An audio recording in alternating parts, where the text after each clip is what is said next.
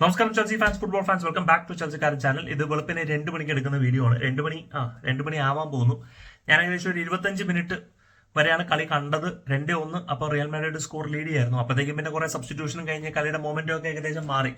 അപ്പോൾ പിന്നെ അതിൽ കൂടുതൽ കാണണ്ട, കിടന്നുറങ്ങാൻ വേണം. രാവിലെ വർക്കും പരിപാടിയും കാര്യങ്ങളൊക്കെ ഉള്ളതാണ്. അപ്പോൾ audio quality, video quality issues ഉണ്ടാവും, ക്ഷമിക്കാം. അപ്പോൾ നമുക്ക് വിലയിരുത്താം. ഒരുപാട് കാര്യങ്ങൾ സംസാരിക്കാനുണ്ട്. അതിൽ എനിക്ക് തോന്നുന്നു നമുക്ക് ലൈനപ്പിൽ നിന്ന് തന്നെ തുടങ്ങാം.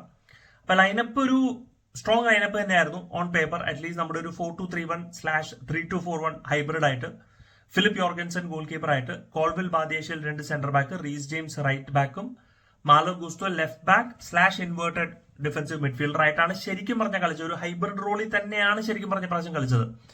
പക്ഷെ ബിൽഡപ്പിൽ പക്ക മിഡ്ഫീൽഡിൽ തന്നെ എന്താണ് കളിച്ചത്. ബാക്ക് 3 വെച്ചിട്ട് 3-2-4-1 പക്ക ബിൽഡപ്പ് തന്നെ. അതിൽ മാറ്റമൊന്നും ഉണ്ടായിരുന്നില്ല. മിഡ്ഫീൽഡില് ലാവിയ, പിന്നെ എൻസോ ഫെർണാണ്ടസ്, എൻകുങ്കു, പിന്നെ Noni Madueke, Sterling and Marc Guiu അല്ലെങ്കിൽ ഗുയി. അപ്പോ ഇവരെയാണ് നമ്മളാണ് എല്ലാവരും തുടങ്ങിയത്. അപ്പോ ആദ്യം കളി തുടങ്ങിയപ്പോൾ ഒരു ചെറിയ തന്നെ ഒരു ബിൽഡപ്പിൽ ഒരു മിസ്റ്റേക്ക് നമ്മൾ വരുത്തി. പക്ഷെ അത് പ്രശ്നമൊന്നും ഉണ്ടായിരുന്നില്ല. കളിയൊക്കെ ഒന്ന് പച്ചപിടിച്ച് ഇങ്ങനെ വരാൻ വേണ്ടി നിൽക്കുമ്പോഴാണ് റയൽ മാഡ്രിഡ് നമ്മളെ ഡിഫൻസിനെ ഇങ്ങനെ മറ്റേ കേക്ക് ഇങ്ങനെ കട്ട് ചെയ്യണ പോലെ ഇങ്ങനെ കട്ട് ചെയ്ത് മുറുക്കി. നമ്മുടെ defence was totally in shambles. Reece James ഒക്കെ ബ്ലിങ്കസ് അടിച്ചിരിക്കായിരുന്നു. ഞാനിപ്പോ എവിടെ നിൽക്കണ്ടേ, ആരാ മാർക്ക് ചെയ്യണ്ടേ, ബാദിയേഷ്യയില് കൗണ്ടർ അറ്റാക്കിങ് വന്ന് ആരെ മാർക്ക് ചെയ്യണം, കോൾവിൽ കൺഫ്യൂസ്ഡ് ആയിപ്പോയി. ആദ്യത്തെ ഗോൾ തന്നെ നമ്മൾ കൺസീഡ് ചെയ്തതും ഏകദേശം ഡിഫൻസീവ് ഇഷ്യൂസിൽ നിന്നാണ്, മിസ്റ്റേക്ക് അല്ല. നമ്മളൊരു അറ്റാക്കിൽ വന്നപ്പോഴത്തേക്കും ശരിക്കും ബാദിയേഷ്യയില് ബോളിന്റെ അടുത്തേക്ക്, സ്ട്രൈക്കറിന്റെ അടുത്തേക്ക് പോണതിന് പകരം പുള്ളിക്കാരൻ തിരിച്ചിങ്ങനെ ഓടി വരിക, ഓടിപ്പോവാ. ഗോൾ പ്ലെയറിനെ പേടിച്ചിട്ട് അയ്യോ പ്ലെയർ വരുന്നു എന്ന് പറഞ്ഞ് പുള്ളിക്കാരൻ അങ്ങോട്ട് ഓടി മാറുകയാണ്. അത് ചാലഞ്ച് ചെയ്യണം. അത് പക്ഷേ അത് ചാലഞ്ച് ചെയ്തില്ല. റയൽ മാഡ്രിഡ് അതൊരു അവസരമാക്കി സുഖമായിട്ടൊരു ഗോൾ അടിച്ചു. അത് 1-0. അത് നമ്മളെ 1-2 തവണ ഡിഫൻസ് ഇങ്ങനെ മാക്സിമം നമ്മളെ ഓപ്പൺ ചെയ്ത് വെച്ചിട്ടുണ്ടായിരുന്നു. പിന്നെ രണ്ടാമത് അടിച്ച ഗോള് അതും ബാദിയേഷ്യലിന്റെ കോമഡിയാണ്. അതായത് നമ്മുടെ ലെഫ്റ്റ് സൈഡിൽ നിന്ന്, അതല്ല അവരുടെ ലെഫ്റ്റ് സൈഡിൽ നിന്ന് നമ്മളെ കട്ട് ചെയ്തെടുത്ത് നമ്മുടെ റൈറ്റ് സൈഡിൽ കട്ട് ചെയ്തെടുത്ത് ഗോൾ കീപ്പറിൽ നിന്ന് വട്ടം കെട്ടി ഒരു വളരെ ടൈറ്റ് ആംഗിളിൽ, ഓൾമോസ്റ്റ് ഒരു 0 ആംഗിളിൽ ഒരു ക്രോസ് ബോളിന്റെ പെനൽറ്റി ബോക്സ് നിന്ന് പോസ്റ്റിന്റെ ഉള്ളിലേക്ക് അടിച്ചപ്പോഴത്തേക്കും ബാദിയേഷ്യയിൽ ഇങ്ങനെ ബോൾ ഇങ്ങനെ നോക്കി നിൽക്കുക. പോകുന്നുണ്ട് പറഞ്ഞു പുള്ളിക്കാരൻ പറഞ്ഞ സെറ്റപ്പ്, അടിപൊളി ഗോള്. ഈ സമയത്താണ് തിയാഗോ സിൽവനെയൊക്കെ നമിച്ചോണെ. തിയാഗോ സിൽവ ഉണ്ടായിരുന്നെങ്കിൽ ഒരു പക്ഷേ ഒരു ഗോളെങ്കിലും പ്രിവെന്റഡ് ആയനെ. അറ്റ്ലീസ്റ്റ് നമ്മുടെ ഡിഫൻസ് കുറെ കൂടെ ഓർഗനൈസ്ഡ് ആയനെ എന്നുള്ളത് സംശയമില്ല. ഇതിപ്പോ ലെവി കോൾവിൽ ബാദിയേഷ്യയിലൊക്കെ വെച്ചിട്ട് ഒരു കോൺഫിഡൻസും ഇല്ല, റീസ് ജെയിംസ് ഒക്കെ വെച്ചിട്ട് ഒരു കോൺഫിഡൻസും ഇല്ല സത്യം പറഞ്ഞ ഇപ്പോഴത്തെ അവസ്ഥയിൽ. എന്നിട്ടാണ് നമ്മൾ ചാലബേനെ വിൽക്കാൻ കിടക്കണേ, എന്തിനോ എന്തോ. അപ്പോ അങ്ങനെ ഡിഫൻസീവ്ലി നമ്മൾ കാർവ് ചെയ്തുകൊണ്ടിരുന്നു. പക്ഷെ പിന്നീട് നമ്മൾ കളിയിലേക്ക് ഒന്ന് ഉഷാറായിട്ട് വരണ്ടായിരുന്നു. നമ്മുടെ ബിൽഡപ്പ് പ്ലേ വളരെ മനോഹരമായിരുന്നു. ബിൽഡപ്പ് പ്ലേയിൽ നിന്ന് നമ്മൾ 1-2 മനോഹരമായിട്ടുള്ള അറ്റാക്കിംഗ് ഓപ്പർച്യൂണിറ്റീസ് ഉണ്ടാക്കി. അതിൽ ഒരെണ്ണം എൻകുക്കു മിഡ്ഫീൽഡിൽ നിന്ന് ബോൾ എടുത്ത് നേരെ ഒരു 2 vs 3 സിറ്റുവേഷൻ നമ്മുടെ സ്റ്റേർലിങ്ങിന് കൊടുത്തു. അപ്പൊ നമ്മൾ ബോൾ കൊടുക്കുമ്പോൾ സ്റ്റേർലിങ്ങിന് കൊടുക്കുമ്പോൾ എന്താണ്, നമ്മൾ ഈ വിങ്ങിൽ വരുമ്പോൾ എന്താണ്, നമ്മൾ കട്ട് ചെയ്തിട്ട് നമ്മൾ ഷോട്ട് എടുക്കില്ല എന്നാണ്. സ്റ്റേർലിംഗ് അത് ലെഫ്റ്റിലേക്ക് കട്ട് ചെയ്തിട്ട് പോസ്റ്റിന്റെ പുറത്തേക്ക് ഇങ്ങോട്ട് ഓടിപ്പോയി.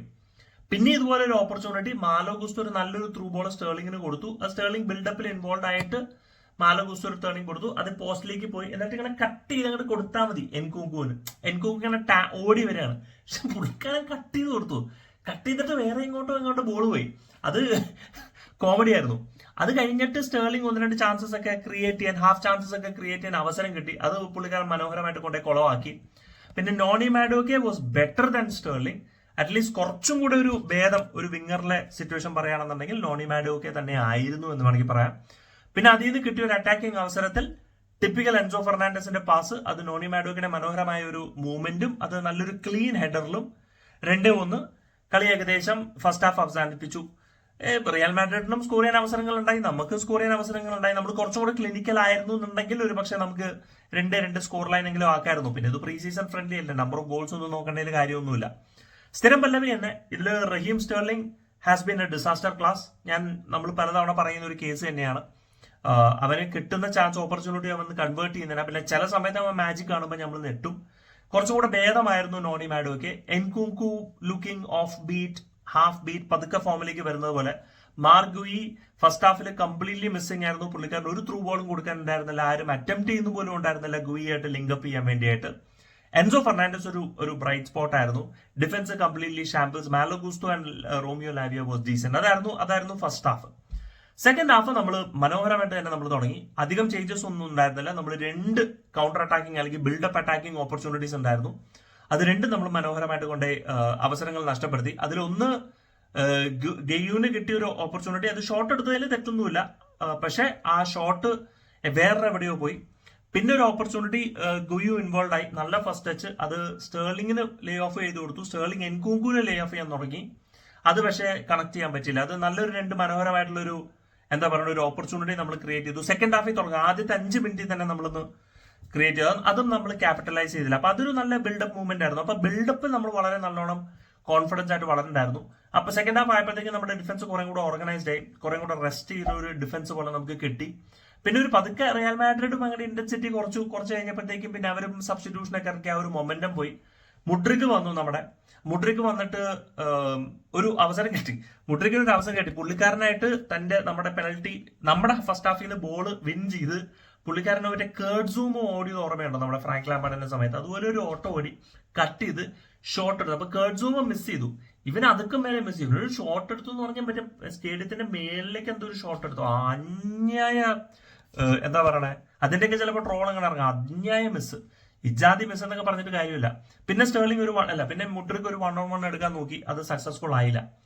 അപ്പോ പിന്നീട് അത്യാവശ്യം നല്ലോണം ഗെയിമൊക്കെ കൺട്രോൾ ചെയ്യുകയും റിയൽ മാഡ്രിഡ് ഗെയിം കൺട്രോൾ ചെയ്യുകയും അവർ ചാൻസസ് ക്രിയേറ്റ് ചെയ്യാൻ ശ്രമിക്കുകയും ബെറ്റർ പെർഫോമൻസ് സ്വാഭാവികമായിട്ടും റിയൽ മാഡ്രിഡിന്റെ തന്നെയായിരുന്നു. ഫസ്റ്റ് ഹാഫ് ശരിക്കും പറഞ്ഞാൽ കുറെ കൂടെ നല്ല പെർഫോമൻസ് റിയൽ മാഡ്രിഡിന്റെ തന്നെയായിരുന്നു. സെക്കൻഡ് ഹാഫ് പിന്നെ സബ്സ്റ്റിറ്റ്യൂഷൻ ഒക്കെ വന്നോണ്ട് ഗെയിമിന്റെ മൊമെന്റം മൊത്തത്തിൽ കുറഞ്ഞു. അപ്പോൾ ഓവറോൾ നമ്മുടെ പ്രശ്നങ്ങളൊക്കെ പറഞ്ഞാൽ ഡിഫൻസ് ഒരു പ്രശ്നമാണ്. സെക്കൻഡ് ഹാഫിൽ അത് ഭേദമായി. നമ്മുടെ വിങ്ങേഴ്സ് ഒരു പ്രശ്നമാണ്. ഗുയിനെ കൊണ്ട് ലൈനിൽ ലീഡ് ചെയ്യിപ്പിക്കാൻ പറ്റുന്നല്ല, പക്ഷെ അവൻ അവിടെ നിന്ന് കഴിഞ്ഞാൽ ആരും സപ്ലൈ കിട്ടുന്നില്ല. എൻകൂങ്കൂർ അവിടെ നിർത്തി കഴിഞ്ഞാലും സപ്ലൈ കിട്ടില്ല. അതുകൊണ്ട് ഓസിമൻ വന്നു കഴിഞ്ഞാൽ വല്ല കാര്യമുണ്ടെന്ന് എനിക്ക് ഇപ്പൊ തോന്നുന്നില്ല. മിഡ്ഫീൽഡാണ് കുറച്ചുകൂടെ ഭേദമായിട്ടിരിക്കണേ. മൊത്തത്തിൽ നമ്മുടെ അവസ്ഥ ഒരു കുളമാണ്. നമുക്കൊരു വിങ്ങറിന്റെ ആവശ്യം ഉണ്ടെങ്കിൽ തന്നെയും നമുക്ക് സൈൻ ചെയ്തിട്ട് കാര്യമില്ല. ഇപ്പൊ സ്റ്റേർലിംഗും മുഡ്രിക്കും ഒക്കെ ഇരുന്ന് അവിടെ ഒരു സീസൺ ഇരുന്ന് സെറ്റപ്പ് ആക്കി തരും നമുക്ക്. പിന്നെ കോൾ പാൽമറിന്റെ മേലിലാണ് ഇപ്പൊ ഒരു പ്രതീക്ഷ ഉള്ളത്. കോൾ പാൽമർ വന്നു കഴിഞ്ഞാൽ ഒരുപക്ഷെ ഗെയ്യൂന് കുറച്ചും കൂടെ ഓപ്പർച്യൂണിറ്റീസ് കിട്ടും, ചാൻസസ് കിട്ടും സ്കോർ ചെയ്യാൻ വേണ്ടിയിട്ട്.